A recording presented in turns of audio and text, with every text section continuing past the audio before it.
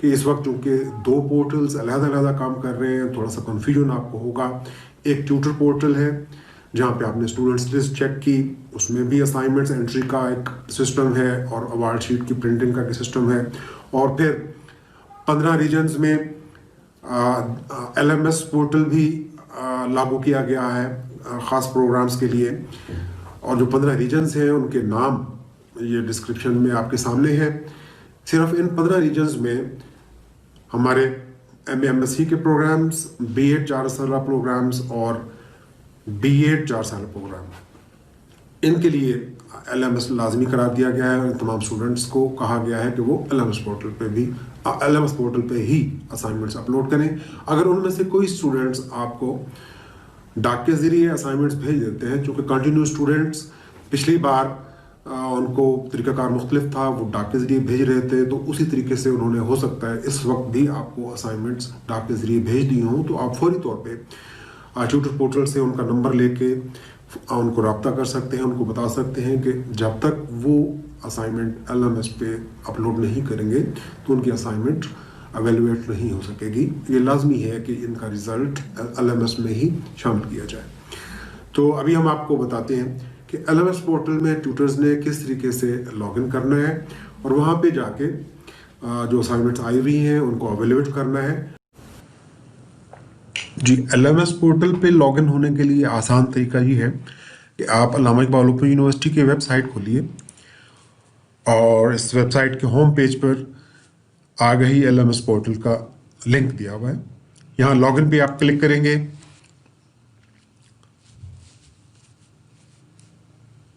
आप आगे ही LMS portal के पेज पे, लॉगिन पेज पे आ जाएंगे। ये डिपेंड करता है किसी वक्त आपके इंटरनेट की स्पीड के ऊपर। तो यहाँ पे लॉगिन का एक रेड कलर का बटन दिया हुआ है, यहाँ पे क्लिक करें। यूज़र नेम और पासवर्ड ये आपको SMS के ज़रिए मिल चुका होगा, अगर नहीं मिला तो आप रीजनल ऑफिस से इसको हासिल कर सकते हैं। अपना CNIC ही आपका यूज़र नेम है और पासवर्ड जो आपको मिला है वो इसमें आप डालें और लॉगिन पे क्लिक करें। जो ही आप लॉगिन पे क्लिक करते हैं तो आप अपने पोर्टल पे होम पेज पे आएंगे। यहाँ पे माई कोर्सेज पे जब आप क्लिक करते हैं तो जिस कोर्स के आप ट्यूटर हैं वो कोर्स आपको यहाँ पे विजिबल होगा। अब ये ट्यूटर जिनका पेज मैंने खोला हुआ है, ये 6553 MA teacher education, secondary teacher education के ट्यूटर हैं। और इस कोर्स के लिंक पर जब हम क्लिक करते हैं तो यहाँ पे ये जो पेज खुलता है इसमें कुछ डिटेल्स हैं, अनाउंसमेंट्स, अटेंडेंस। इस वक्त बाकी डिटेल्स को हम यूज़ नहीं कर रहे। फ़िलहाल इस सेमेस्टर के लिए हमने स्टूडेंट्स को जस्ट यही कहा है कि वो असाइनमेंट्स अपनी अपलोड करें और ट्यूटर्स से जो रिक्वायरमेंट है वो यही है कि वो असाइनमेंट्स जो अपलोड हुई हैं उनको एवेलुएट करेंगे। इसमें अटेंडेंस का फ़िलहाल कोई हमने सिलसिला नहीं रखा। तो असाइनमेंट नंबर 1 और असाइनमेंट नंबर 2 जितने भी हमारे ये कोर्सेज हैं, इनकी 2 ही असाइनमेंट्स हैं। असाइनमेंट नंबर 1 पे जब आप क्लिक करते हैं तो ये एक समरी आ रही है कि इस कोर्स में टोटल पार्टिसिपेंट्स, टोटल स्टूडेंट्स जो हैं वो 90 हैं और उनमें से 17 स्टूडेंट्स ने असाइनमेंट सबमिट की हुई हैं और उन 17 में से 15 ग्रेडिंग उनकी हो चुकी है, एवेल्यूशन हो चुकी है और 2 ऐसी हैं जिनकी नीड्स ग्रेडिंग। तो कौन कौन सी असाइनमेंट्स आ चुकी हैं वो देखने के लिए व्यू ऑल सबमिशंस पे आप क्लिक करें। जो आप इस पेज पे क्लिक करते हैं तो असाइनमेंट नंबर 1 इसकी पूरी डिटेल आ जाती है।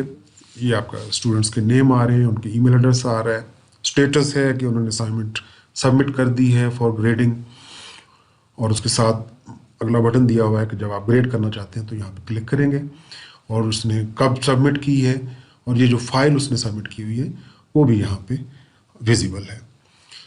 तो थोड़ा सा स्क्रॉल करके आप देखें जो 17 असाइनमेंट्स यहाँ पे सबमिट हुई थी उसमें से ये असाइनमेंट आपको नज़र आ रही है कि इस ग्रेड भी हो चुकी है और इसमें 100 में से 84 मार्क्स इसको दिए जा चुके हैं।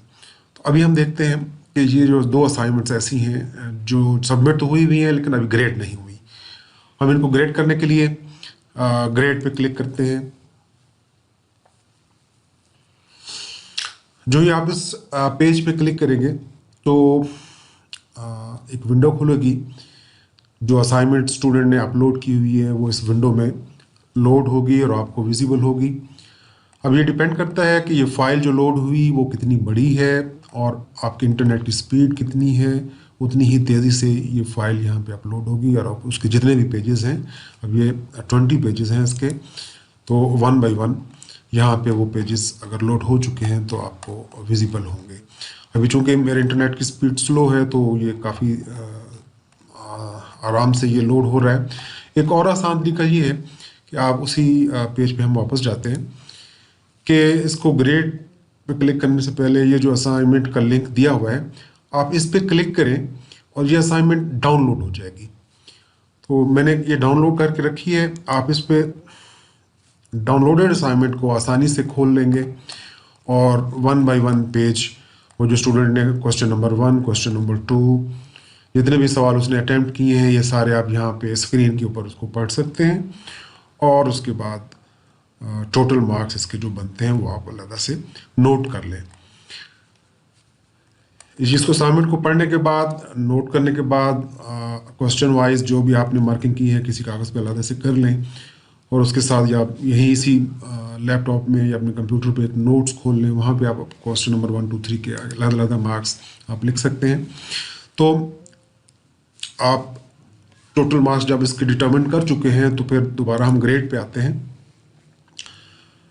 ग्रेड पे जब आप आ जाते हैं इस पेज के ऊपर तो वही विंडो खुल रही है जिसमें ये असाइनमेंट जो हम देख रहे थे डाउनलोडेड, वही असाइनमेंट यहाँ भी नज़र आनी चाहिए। अगर तो यहीं पे आसानी से नज़र आ जाती है तो फिर आपको डाउनलोड करने की ज़रूरत नहीं है, आप यहीं से ही इसको असाइनमेंट्स को देख सकते हैं। और इसका आसानी एक और है कि आप यहाँ पे कमेंट्स भी दे सकते हैं कि यहाँ पे आप क्लिक करते हैं तो ये जो कमेंट्स आप इसमें जो भी आप टाइप करना चाहते हैं, क्वेश्चन नंबर 1 के मार्क्स हैं वो आप यहाँ पे लिख दें, ये यहाँ पे विजिबल होंगे, स्टूडेंट इसको देख सकता है। तो ये ज़्यादा आसान तरीका है। अगर इस विंडो में हम कमेंट्स भी डाल सकते हैं। तो जब आपने एवेल्यूएट कर ली, तमाम सवालात के मार्क्स लगा लिए, तो टोटल मार्क्स जो बन रहे हैं वो आप ये ग्रेड आउट ऑफ 100, इसमें ये 7 बॉक्स दिया हुआ है, उसमें जितने भी लेट से आप उसको 70 मार्क्स दे रहे हैं तो यहाँ पे 70 लिख देंगे। और उसके बाद फीडबैक कमेंट्स हैं, आप स्टूडेंट को कुछ और गाइड करना चाह रहे हैं कि उसने अटैम्प्ट करने में कोई गलती की है या मज़ीद उसको बेहतर कर सकता है, तो ये भी आप यहाँ पे टाइप कर सकते हैं। ये सेम वही कमेंट्स हैं जो आप देख रहे हैं कि इस पर्द के ऊपर अगर आप इसको मैनुअली लिख के भेजते हैं जिसमें ट्यूटर की राय होती है, ये आखिर में हमने 2-3 लाइनें दी हुई हैं जिसमें ये ट्यूटर की राय है, तो ये ट्यूटर की राय वहाँ लिखने की बजाय जो स्टूडेंट को लिख के हम भेजते थे डाक के ज़रिए, अब आसान तरीका ये है कि आप यहीं पे ये कमेंट्स दे देंगे तो स्टूडेंट जो है वो इसको पढ़ लेगा।